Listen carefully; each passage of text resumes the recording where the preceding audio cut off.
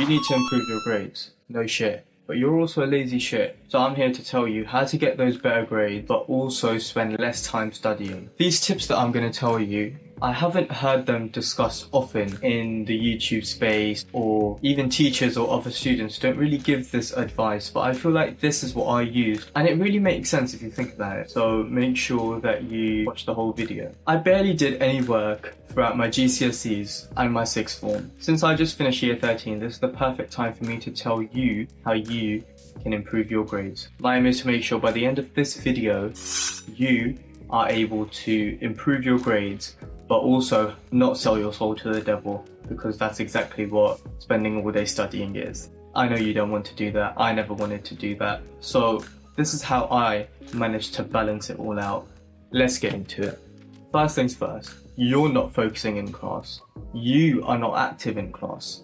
Let me tell you why this is such a big mistake that you're making. Whether or not you like it, you're going to be spending hours and hours throughout your entire school life in lessons. Since you're already there, this is the best time for you to be actually engaging with the content. The majority of the students in my class, in my lessons, used to be daydreaming, lost in the stars, not focusing in class.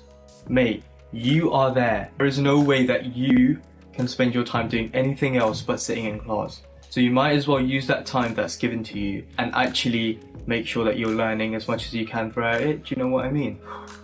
If you don't use your brain power in class, you will have to catch up another time. That's just eating away time. You want to make sure that you've got enough time in your life to be doing whatever you want and spend as little time as you can on school. When you're in class, use that time to ask questions, actually engage with what's being taught to you, because you're never going to get that time back. Instead, you're going to have to sit down at home, at the library, whatever, revising because you didn't focus in class in the first place. So let's prevent that.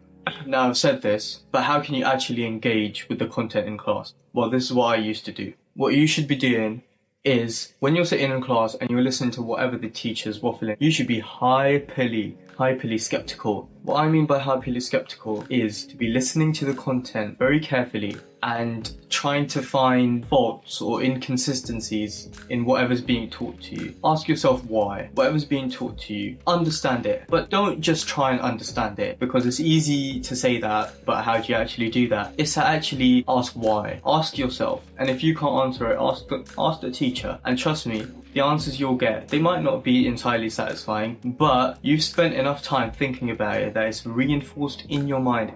It's embedded in your mind. This helps so much because it automatically means that you're paying attention. Because if you're constantly trying to find faults or trying to find missing pieces that are not being taught to you, this is for me the best way, because I can automatically, subconsciously be paying attention. It also means you're probably processing the information and that you've got the ability now to be able to ask follow-up questions if you want. I know one bad thing about this, one annoying thing about this, is that your classmates might find you a little bit annoying. I don't know if that personally happened to me or not. I'm sure it did, but who cares? Now let me tell you an extra benefit of being that guy in class, that now the teacher will kind of think you're the smart one. You know, it's a bit cringe, but yeah, it's true. When you've got that benefit behind you, you will get a lot more leniency, and now you can take advantage of that by showing up late, never doing your homework, blah blah blah. I mean, not never, but you know, you can get away with a lot. I got away with a lot just because the teachers knew that I was sort of like capable of handling my own, so they didn't need to babysit me, and they didn't need to worry if I didn't do my homework or if I came late or whatever, because they knew I could make up for it. Don't sleep on your reputation. Your reputation is really important. I'm just saying, you can get away with a lot if you just act like the smart one in class. Another thing which is good about focusing in class is that you will need to do much less revision when you're on your own time, because you will remember a lot more from your classes. I did not need to learn everything, practice everything as much as the other students in my class did, because I already retained so much information. This next tip is going to help with the previous tip as well, but also in everything else, and that is your sleep and your diet. Okay, you've probably heard this one before, or you've probably thought of it, but actually think about how important this is. Do you really think that getting 4 hours of sleep every night, and then after school you're going out, you're getting McDonald's, getting whatever takeout, you're getting shit food, and then you're telling me that you expect your body to be running smoothly, your brain is going to be functioning properly after that? Of course not. Stupid. The easiest way to do that is to make sure that you're at least sleeping enough and you're getting some good food.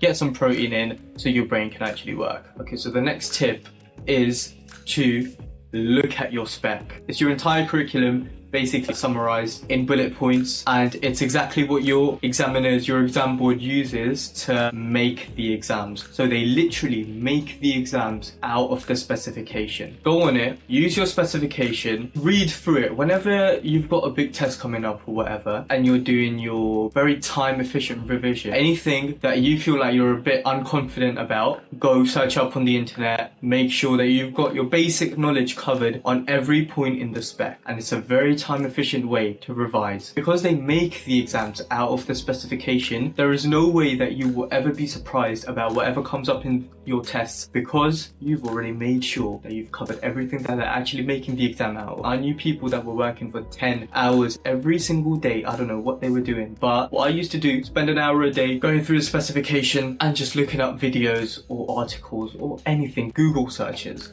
to just make sure that I had the basic knowledge. This one is an uncommon advice. Everyone gives this advice, and that is going through past papers, mark schemes, and examiners' reports. Now, you don't have to do all three of them, but occasionally you can mix and match. You can look at mark schemes, you can look at past papers, and you can read examiner reports if you've actually got enough time to do that. I'm here to make sure you can still be lazy, but also get good grades. So past papers are a really good way to do that. Search up your past papers, pull up the mark schemes as well. Just go through the questions, go through the mark scheme, and understand how questions are supposed to be answered, what the examiners look for, how to structure your answers. Read the past papers, just in your mind make sure that you can kind of answer this question.